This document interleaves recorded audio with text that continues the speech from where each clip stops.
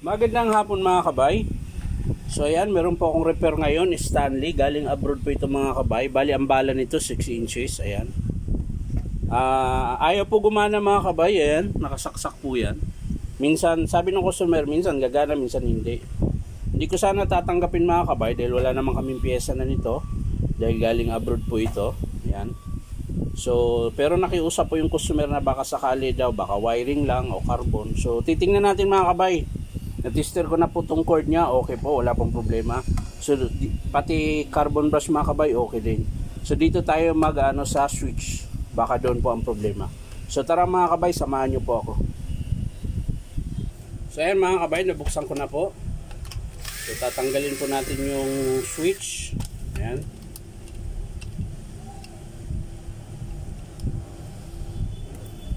Ayan. Tapos, syempre, titester natin mga kabay. Kasi dito po sa cord, ayan. Titestin natin yung cord mga kabay. Yung cord niya ay meron naman pong contact. Ayan. Testin natin. Oh. Wala pa, hindi naka-on. Ay, hindi naka-on na. Wala nga. Ay, naka-off pala mga kabay. Sorry. So, ayan mga kabay. Yan, meron. Meron din po. So, okay yung cord. So, dito tayo sa switch. Ayan. So, ito po yung contact mga kabay. Ayan. Ito yung sa supply mo, sa kuryente. Ito naman yung papuntang armature field coil. Ayan. So, titesting natin dito mga kabay. Tapos, pipigayin natin. Yun, meron mga kabay.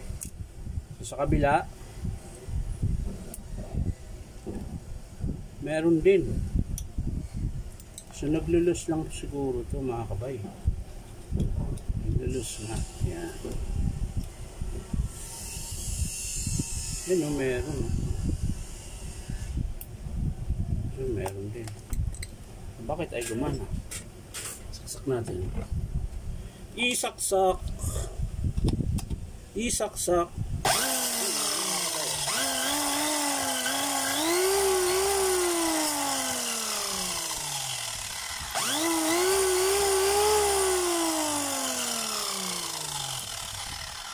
So, tingnan mo mga kabay, kanina ayaw gumana, 'di ba?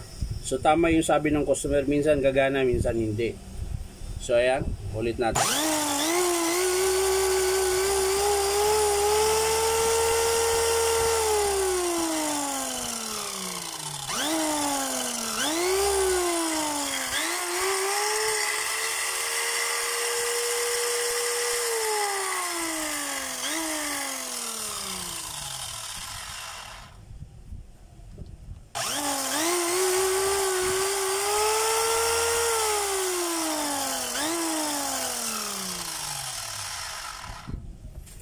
So ayan, baka dito ho talaga yung sa switch mga kabay.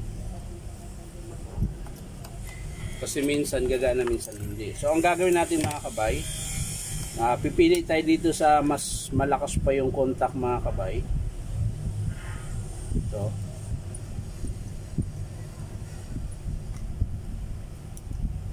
Tapos dito sa mahina na.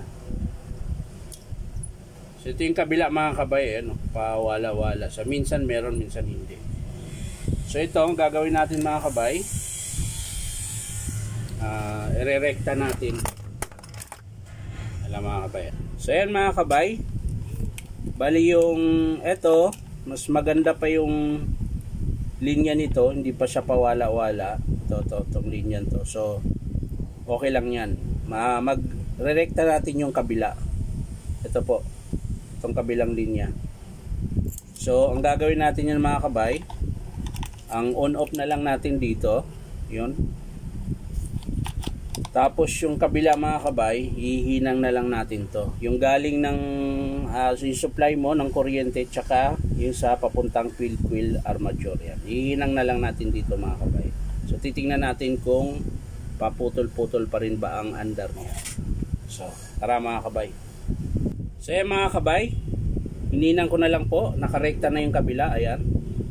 Bali ang on off na lang natin ay isang linya na lang. Ayan. Ito na lang isa. So babalutin lang natin ng electrical tape mga kabay bago natin i-testing.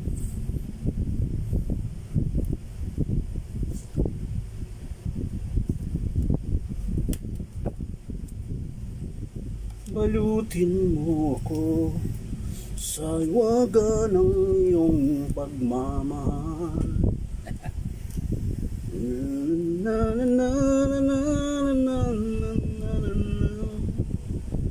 So ayan mga kabay, nabalot ko na po.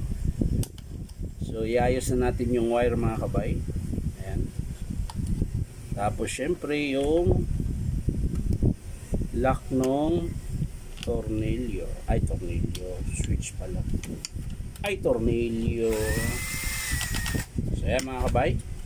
So isasara ko na to mga kabay para matesting natin ng maayos. So ayan mga kabay, patapos na po itong January. Ayan, February na naman ang kasunod mga kabay. Ang bilis lang ng panahon, ang bilis lang ng araw. Kailan lang December, ngayon January, magpi-February na. So ayan mga kabay, titesting natin.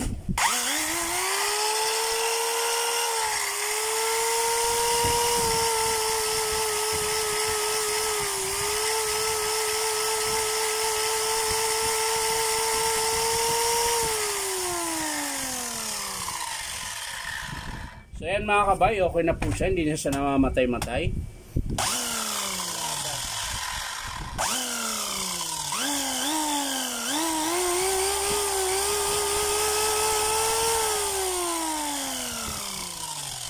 So yan lang mga kabay ang sira niya, bali yung switch lang po yung kabila. Nga lang di na natin pinalitan, direkta na lang natin kasi wala naman tayong pyesa ng pamalit dito. So yan lang mga kabay, maraming salamat at syempre huwag niyong kalimutan na mag-click ng notification bell para lagi kayong updated sa lahat ng aking ipopost. So yan lang mga kabay, maraming salamat. Bye bye.